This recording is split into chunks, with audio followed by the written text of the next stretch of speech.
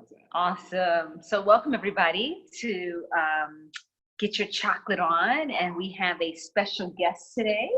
We have Jojopah Nsoroma, Maria Nsoroma. So, and Jojopah is the author of Wisdom Walk to Self-Mastery, her new book. Please check it out. And so today we're going to be talking with Jojopah about her book and about Black liberation. So before we get to both of those things, Jojopah, just tell us a little bit about yourself. Sure. I had started out my career as an English teacher and then very quickly decided that New York City Board of Education wouldn't give me enough of a playing ground, if you will, to do what I thought young people needed. And so I was able to discover nonprofit organizations and community-based organizations. And so my career sprung out of that, really seeking for innovative ways to really help people grow and evolve. And I was very fortunate to work with some really bright people, some genius people that I learned from and who then supported me in my own learning. And eventually this led me to spirituality as an important component in our growth and development. And so in my own spiritual journey, I was able to connect with Malidoma and Sobonfu Some, two great shamanic teachers from West Africa, from Burkina Faso in particular, and became a wisdom keeper of this ancient medicine wheel. Okay, hold on now. Okay, because you said a bunch of stuff that I think people would find interesting. So one of the things I really love is you're one of the only people I've ever met who's used the term wisdom keeper, as opposed to healer or I don't know, guide or mentor, and you're a wisdom keeper. So what does it mean to keep a wisdom? Sure. In this case, and particularly, you know, indigenous peoples, when they met up with Europeans mostly, who colonized them, what part of colonization goes back to the Viking tradition, which is that you take away people's culture so that you can control them. And so a lot of our cultures in Africa, especially our spiritual traditions, had to go underground, and many also just got lost. And so the Dagara tribe of Burkina Faso, Dagara, you remember, you know, there were no states and no countries in Africa. People lived in territories and regions. They lived tribally. Yeah.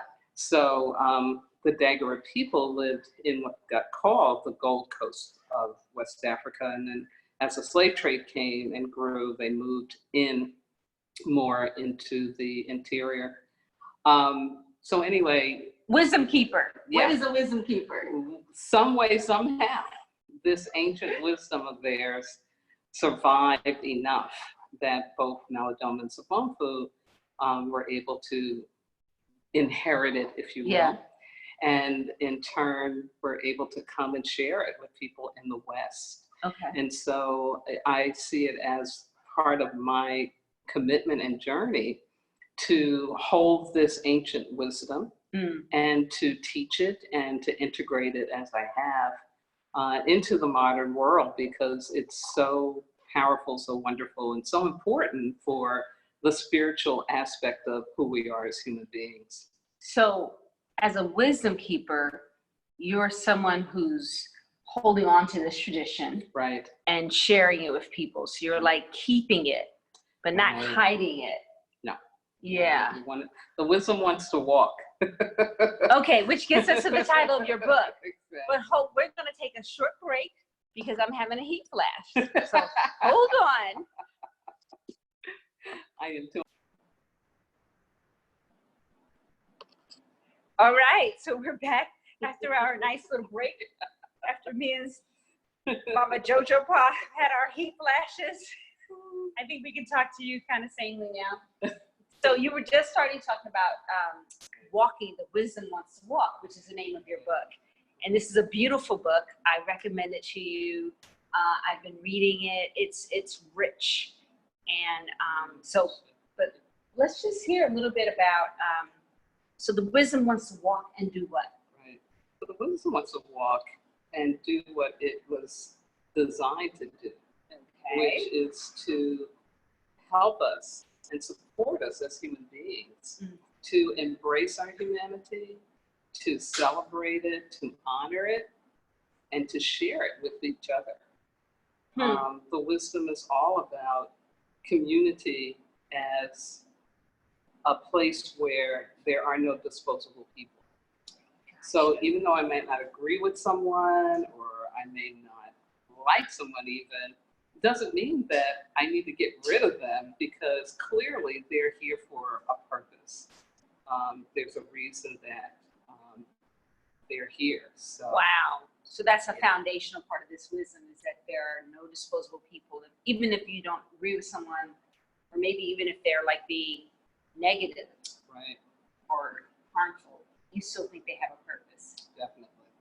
Definitely. Yeah. It's interesting, right? Yes. We're going to take another commercial break. One moment.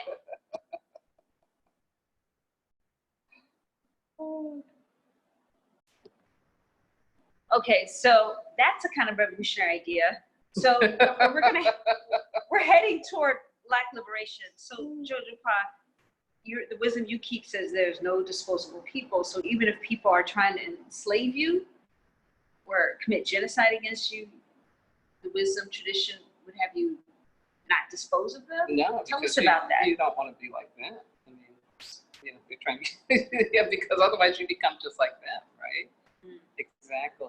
And so, it's a concept that says, it's a concept that requires that you believe in a greater order and direction. And also a concept that believes that everything is connected.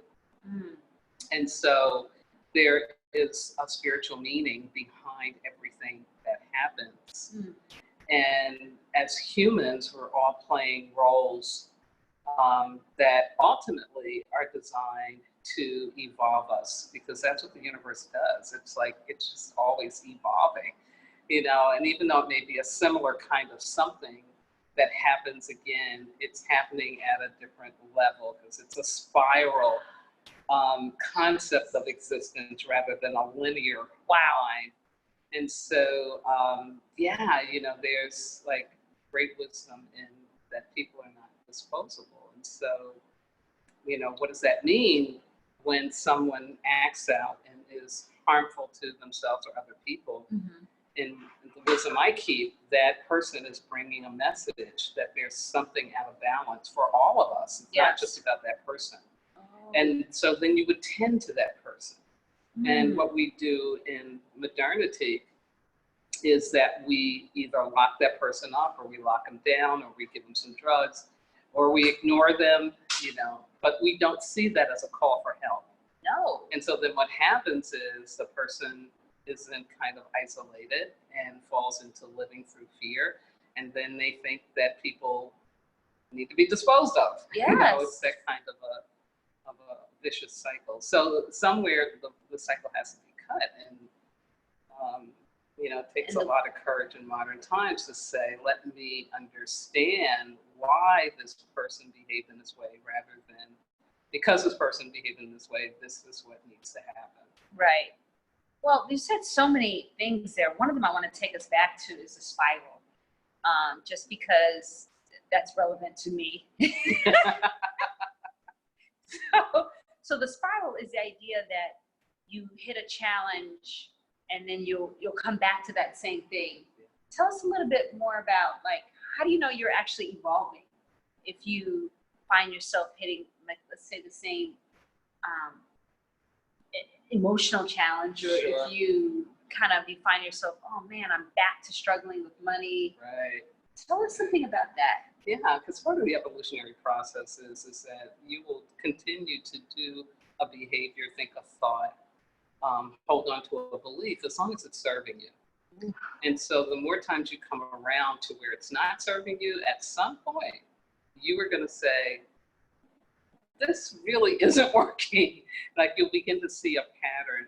And once we do that, that's when I think we're more able to open ourselves up to, oh, well, maybe I don't have to be experiencing this in this way. Maybe I can actually eliminate this situation or this behavior or this person, from, holding me in an oppressed way, or me feeling like, I can't get to what I need to because of this person or this situation, this job, this thing. And once we are willing to learn how to release, is what I call it, our attachment to a particular belief or behavior or thought, that's when the universe gets really happy, because it really likes to send us things that are going to move us up, And so in terms of the spiral, so say if it's a thing about money, so the first time around you have this experience and it's about debt, okay? And then you get out of it and you're going along, but then you come right back to it's the debt again. Well, you're really not on that same level because you've already experienced it. So when you're experiencing it again, it's not like it's the first time, you're at a different level. So there's going to be some different kind of decisions and things you'll make. But then you go along and you think you got it all together, and then you come back around and it's like that again, and you're really at that higher level. So it's actually like you're being taken up the more times you meet up with the same situation, so that by the time you're ready to say, I'm done, you're really at a higher level of consciousness. So you didn't necessarily do something wrong. No. That you're experiencing the pain or the challenge again, right, the wall, the wall. Right. It's just like evolving you further. It's evolving you further. Okay. Yeah. And it's how you learn. I mean, as humans, we really are caught in a third dimensional reality in terms of our physicality, so we have to play these things out. You can't just think your way out of a situation, especially ones that are really rooted in an emotional pain or a traumatic experience that we're not even conscious of. Right? It's what post-traumatic slave syndrome is about. It's how behaviors, that in slavery, help somebody survive, get repeated in modern times, even though we're not in that same situation. And they no longer are helpful. And it's no longer helpful. Yeah. So we're starting to move toward liberation. So one of the reasons why I wanted to interview Jojopah is because I've said this in many places, Jojopah. I've talked about you on social media, in my blogs, because you are an unusual person. And obviously it's the wisdom you keep is keeping you. I mean, look at you. It's keeping you happy. You're over here smiling and, not showing, I mean, you are an elder, but you are not old. I don't know how else to say it. You're not like, I don't know, old, tired. Maybe tired is what I'm looking for. So you're very juicy. And so something is working for you. And we started to talk about liberation. And I kind of love where you're coming from, what opens up. So can you just share with us, like if you were going to be talking to an 18-year-old young woman, like my daughter, listen up, Makeda, about liberation, how to be free today. What give us one or two jewels, knowing that, you keep a whole wisdom tradition. So you can't be giving us everything in like 3 minutes, but give us one or two jewels. Sure. The wisdom teaches that, our experiences in life are an inside-out job. In other words, what's going to show up outside of us is really a projection of what we're believing about ourselves. So if we want to liberate ourselves from situations where we are experiencing someone believing we're disposable, someone believing that we're a mistake, someone believing that we're not worthy, that we're less than, that we're not enough, that to me is a message that there's something going on inside of me that is believing that. Yeah. And so that's the real work of liberation, is to work on yourself, to be able to go in and to discover where it is that you have unconsciously bought into an ideology that says there's something less than you. Quick Ooh. personal story. I was about 24 years old, probably 24 years old, when I woke up to the fact that I had an inferiority complex when it came to white women. Mm-hmm. And I learned this from a friend that I had from Italy. And her name was Nancy. And Nancy was not a beauty, but she was internally beauty, and she commanded her space. Mm-hmm. She commanded her feminine presence. And I would just watch, you know, as she would go into a restaurant and say, I need coffee immediately. And all the waiters would come run and they would, you know, be tending to her, you know. It's just like, oh my God, how's she doing that? And, you know, and I realized that I was believing that they were only going to treat her like, they were treating her like that because she was white. They would never do that with me. And I woke up to how I was holding myself as less than and as small. And, you know, I love Nancy to death because she really helped wake me up to that. And she also gave me a way forward in terms of how I could embrace my feminine. Because again, like I said, it wasn't like she was gorgeous on the outside. She wasn't like, you know, a Hollywood model or Sophia something. Loren. Yeah, no, she wasn't no Sophia Loren. I know some Italians. But she was so beautiful because she believed it. Yeah. And she had an expectation that this is how people were going to treat her. And so, okay. Yeah. So first of all, I know there's some of you out there going, oh yeah, Nancy was white and that's 100% difference, Jojopah. But I just want to say, I've seen Jojopah in action. And hello, there's something crazy going on with how this woman shifts energy so that people want to serve her. And not like in a servile way, but they just want to be in her vibration, actually. And so, so even though we still live under white supremacy and the degradation of blackness, that's still part of what's happening systemically. I think what Jojopah is saying is that on an individual level, you can work some kind of energy or wisdom or way of holding yourself that affects how people deal with you. Exactly. And, you know, that wisdom is about really discovering the truth of who you are. You know, because white supremacy is an illusion. It really came to an end, for sure, when Barack Obama and Michelle Obama walked across the threshold of the White House and became the most powerful couple on the planet for 8 years. There's no doubt about that. And so, yeah, the systems are lagging behind, but, you know, it's going to crumble. It's been crumbling. That's the other thing. It's been crumbling. This, you know, since the 1900s, in the 1800s, really, it's been crumbling. And it's, you know, it's going to end because why? Because it's not generative. It's not a generative type of energy. And the universe is all about generation. It's all about birthing something new. You know, if you just know a little bit about what goes on in the cosmos with stars and how they explode and create all these new materials. Okay. Well, that's all, because we're part of that system, that cosmic system. That's also what's going on for us. And so Black liberation to me is really about, first of all, freeing ourselves up internally as Black people in terms of who we really are, rather than having to be in reaction to who we're supposed to be or who we're told we are. You know, I think there are a lot of young people waking up today and being told this is who you are as a Black person.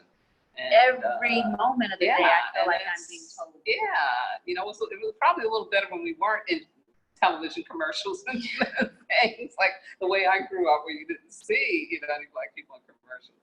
It's a little crazy, but anyway, even that is a good thing, because you can look at that and say, is that really who I am? Is that really how I'm supposed to be? Like, what's that about? If you can question it. Yeah, it's about questioning everything so that you can really discover who are you? Because behind this 3D mask of Blackness, I have a soul. And that soul is very, very powerful. And that soul can generate, there's that word again, that soul can generate for me experiences in life that are full of love and full of beauty and full of hope.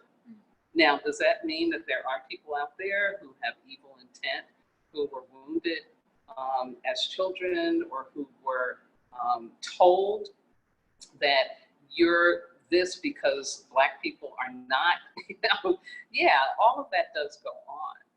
But at the end of the day, we can really hold ourselves in such a way that we don't believe that that energy is more powerful than the energy that we can generate, and we love ourselves. We love ourselves for who we really are, what we really are. And I think Black liberation is so much more than just rebelling in externally. I think it starts with a rebelling internally, like rebelling against those unconscious belief systems that were passed down. Yeah. And that, again, there's an expectation that you should be holding on to. Wow. So you said so much there, Jojopah, and so you talked about this word generative a few times tonight, and you said that your soul is generative. Yeah. So, and you talked about this 3D mask of Blackness, and inside there, underneath there, is a soul. And so, do you think that everyone has a soul? I do. I think everyone does have a soul, and unfortunately, there are a lot of people walking around who don't believe that. Well, yeah. They don't believe that, and I think that's where there's trouble. Because your soul is tied to your purpose, and in the wisdom I keep, one of the most dangerous people in the village are people who have either forgotten or who are choosing not to be on their purpose. Those are the dangerous folks. Yeah. Wow. Yeah. Wow. And so when we think about that because I think, again, what racism does horribly is it scripts for you how it is that you are to be in the world. And a lot of that is about how do I survive? Literally survive as a Black person. And that word script is so telling, because we're like locked in a drama. We get locked in a drama. So someone says X and we have to say Y, or we have to do X because they did Y. It's like we're locked in. Yeah, I mean, and in reality, I think back just to my mom's generation, as a Black person, you couldn't just go anywhere and do whatever you want without meeting up with somebody telling you, what are you doing here? One of my grandmother's stories from Wilmington, Delaware, was about this bridge between the Black neighborhood and then what goes into the white neighborhood, and how the white kids would be saying, you little niggers, get back. You're not supposed to come over here, And so, being told that there's something wrong with you when you've done nothing wrong. When you're just like wanting to go around your town and see stuff, and then you're told, no, you can't do this. You get that message that there's something wrong with you. Yeah. And then you get locked in a script. The script is, Definitely. Malcolm X said this thing. Have you seen the play The Meeting? No. It's about a fictitious meeting between Malcolm X and Martin King. I heard about it. Yeah. Well, in one of in that play by Jeff Stetson, Google it. One of the things that Malcolm says to Dr. King is, when the game is baseball, get a bat. And the audience always laughs. People like that. But I always feel like, you know what? But then you're playing baseball. Right. And suppose baseball actually was designed for your liberation. You know what I mean? So what I feel like you're kind of getting at is like a deeper level of questioning and maybe even healing. Yeah, because that to me is another piece about Black liberation. It has to have a healing component in it.